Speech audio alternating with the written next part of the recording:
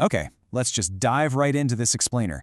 Today we're unpacking a really profoundly moving narrative. We're looking at a brilliant piece of writing that takes the absolutely joyous beauty of human connection and smashes it right up against the devastating, total cost of war. It's this incredible journey through a single city, tracking the footsteps of a vibrant memory right into the cratered, bleak aftermath of a conflict.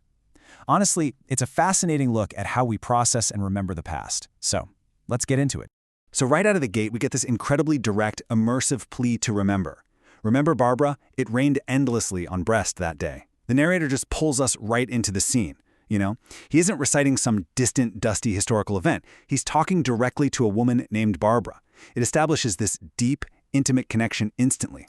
And the setting, this endless rain in the port city of Brest, it's not gloomy at all. Actually, it's incredibly nostalgic. It wraps the whole city in this very specific atmospheric blanket, setting the absolute perfect stage for everything that's going to unfold.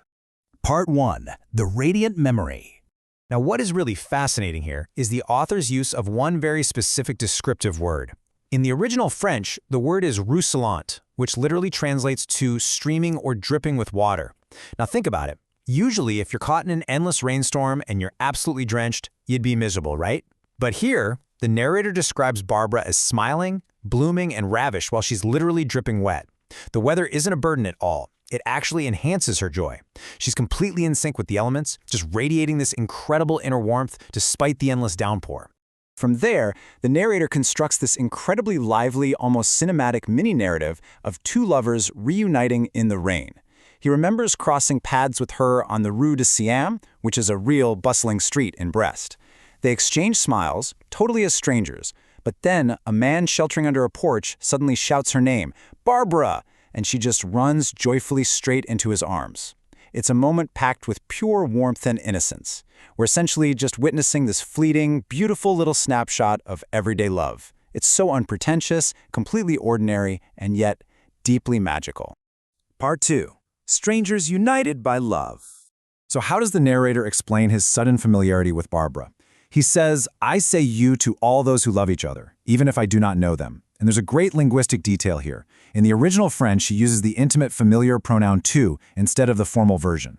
By doing this, he's instantly creating an unbroken kinship with all of humanity. He's basically declaring that love is this ultimate universal unifier. If you're experiencing love, guess what? You're his friend. You're connected. It's this gorgeous philosophy that takes the very personal, intimate moment we just saw on the street and transforms it into a shared communal triumph.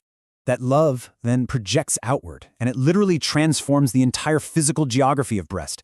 The narrator describes the rain falling not just on Barbara's happy face, but on a quote-unquote happy city. That joy just spills over onto the sea, the naval arsenal, the boat of Ouessant. The whole landscape is essentially painted with the brush of this romantic joy. The city of Brest itself becomes this sprawling landscape of pure happiness, completely tied to the memory of this one single couple embracing in the rain. It's a perfect, harmonious world, where the people and the city are beating with the exact same heart. Part 3. The Turning Point. The Tragedy of War.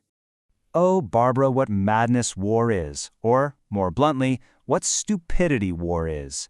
This single, jagged line aggressively tears down that nostalgic memory we've just spent so much time carefully building up.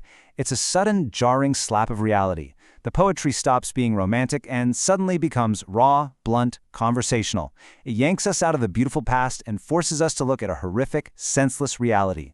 You'll notice the narrator doesn't use elevated, heroic language to describe the conflict. No, he uses blunt frustration to emphasize the absolute absurdity and tragedy of the whole thing. And this right here perfectly illustrates the exact hinge of the text. The author physically juxtaposes the elements. Think about it. We started with this rain on the sea, right? The life-giving natural water of the past that made the city happy and Barbara so radiant. But then that natural rain is violently replaced by this rain of iron, of fire, steel, blood. The sky isn't dropping water anymore. It's dropping deadly metallic bombings. The very thing that brought the lovers together, the rain, has been twisted into a weapon of mass destruction that literally tears the city apart. The text then leaves us grappling with this incredibly haunting, unanswered question. The narrator asks Barbara what has become of her now. Is the man who held her so lovingly in his arms dead? Is he missing? Or is he somehow still alive? This really drills down into the agonizing uncertainty that war inflicts on everyday people. War doesn't just destroy buildings and arsenals. It shatters those fleeting, beautiful moments of human connection we saw just moments ago. And the heartbreaking part? We don't get an answer. We only get the heavy, painful weight of not knowing the fate of these strangers we've honestly come to care about. Part 4. The Ruined Present, a Reign of Mourning. So we look at the present, and the physical weather has returned to normal. It rains endlessly on Brest, as it rained before. But there's a crucial difference that shatters the illusion. But it is no longer the same, and everything is ruined. The physical landscape might still be experiencing rain, but the emotional landscape is irreparably shattered. The rain is no longer joyous.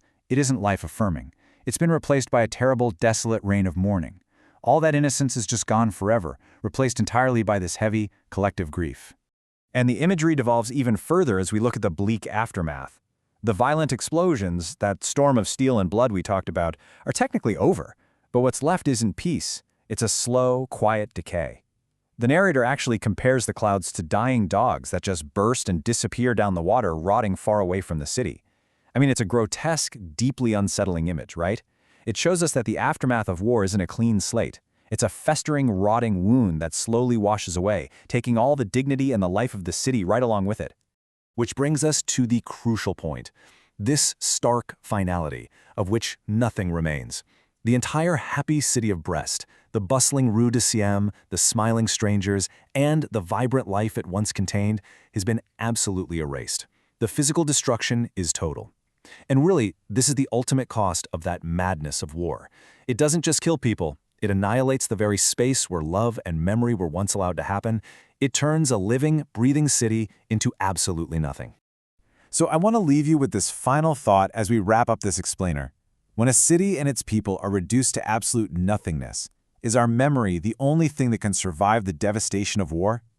The physical city of Brest was flattened, but the narrator's memory of Barbara, smiling and radiant in that rain, somehow survives within this text. It stands as a testament to the enduring, yet incredibly painful, power of remembering. Thank you for joining me on this journey through such a profound narrative. I urge you to think about the memories you hold and how they shape the world you walk through today. Keep learning, keep questioning, and I'll catch you in the next explainer.